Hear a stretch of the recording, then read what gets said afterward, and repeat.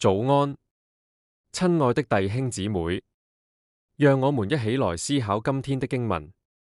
5月17日，星期日，神看着一切所做的都甚好。創1章31節。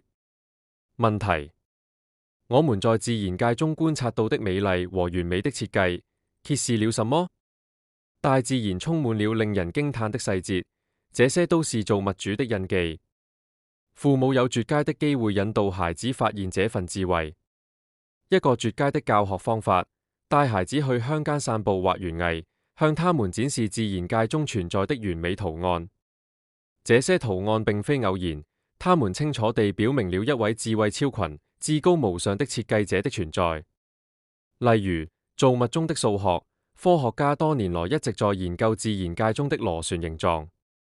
生物物理學家尼古拉·法梅利解釋說，透過計算這些螺旋，人們發現了一個精確的數學序列，即斐波那契數列。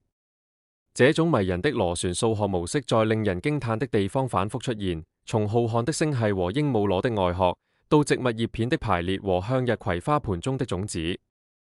觀察這些細節，我們便能明白，宇宙的秩序、美麗和科學都源自於至高無上的智慧。多麼奇妙！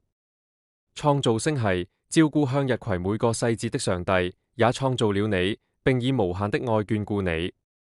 當你感到不知所措時，不妨停下來，環顧四周，深呼吸，靜心感受大自然。在大自然中，你會找到一個無聲卻強有力的提醒：耶和華上帝供應一切，維繫一切，並且他掌管一切。